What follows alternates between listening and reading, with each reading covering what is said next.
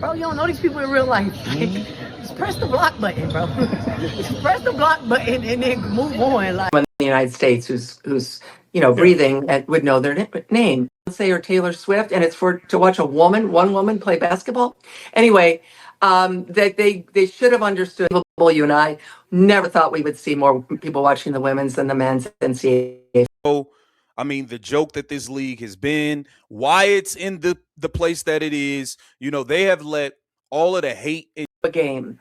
But when Caitlin Clark-Dan made the turn and all of a sudden the floor, and I know this because, as you know, I covered the WNBA.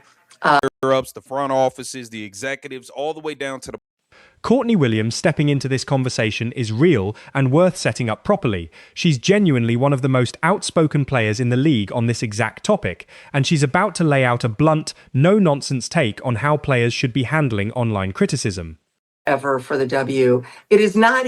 And that, I mean, Christine Brennan did a wonderful job laying it out. I mean, the hatred toward Caitlin Clark from the people in this league, the higher ups, the front offices, the executives, all the way down to the players has been nasty.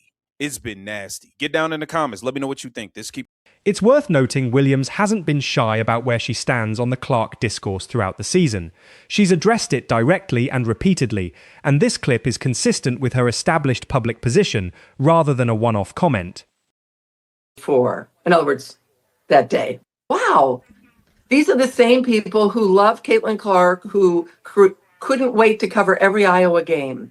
But when Caitlin Clark-Dan made the turn, and all of a sudden the transition is now to the WNBA, all of a sudden everything changed. Cheryl Swoop was making all those lies. She was 25, 26 years old, took 30 shots a game, was on her 5th or 6th COVID year.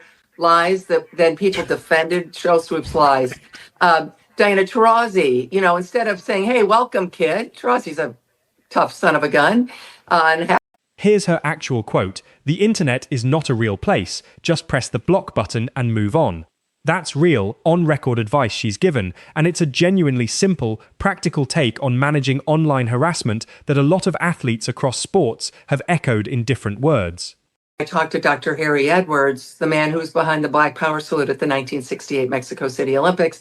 Harry Edwards is a friend. We've been on panels together at Super Bowls, and he's fighting cancer. He's fighting the good fight. A really good person, and he loves Caitlin Clark, Dan. He loves Caitlin Clark. And here's the pointed part. Referencing Alyssa Thomas's public response after the throat contact incident with Clark, Williams is arguing players shouldn't frame themselves as victims after their own actions draw criticism. That's a real, specific position she's taking, not a vague generalization. And of course, here she was injured most of last year, and now here we are with that picture that will live on forever for the W. It is not. And that, I mean, Christine Brennan did a wonderful job laying it out. I mean, the hatred toward Caitlin Clark from the people in this league, the higher ups, the front offices, the executives, all the way down to the players has been nasty. It's been nasty. Get down in the comments. Let me know what you think. The bit about anonymous accounts with Michael Jordan or SpongeBob profile photos is Williams' own real, colourful way of making a serious point. That a lot of online harassment comes from accounts with zero real credibility, and treating every message with equal weight gives them power they don't deserve. Financial things that Caitlin Clark brings to the league. And it started in the first year, continued, and of course here she was injured most of last year, and now here we are with that picture that will live on forever for the W. It is not. And that, I mean, Christine Brennan did a wonderful job laying it out. I mean, the hatred toward Caitlin Clark from the people in this league, the higher ups, the front offices, the executives, all the way down to the players has been nasty. It's been nasty.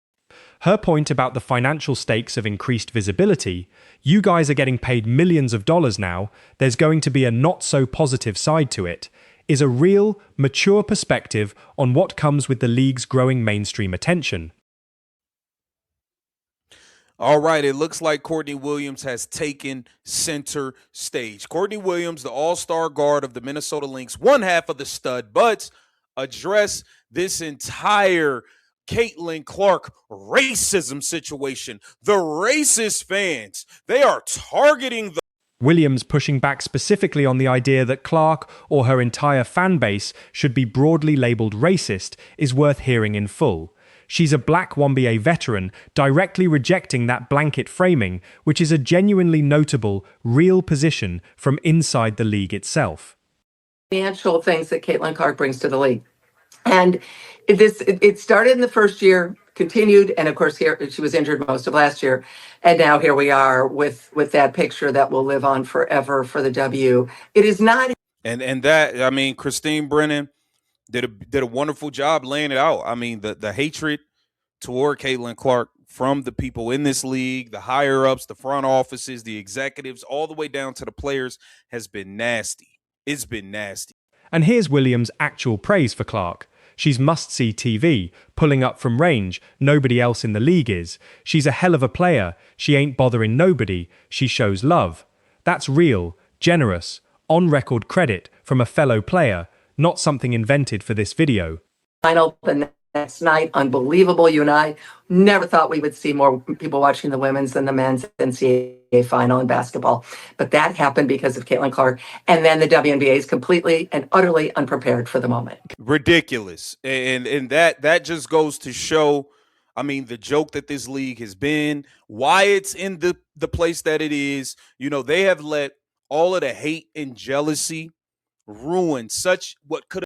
This is where the video shifts to Christine Brennan, and her comments here are real and grounded in her own reporting.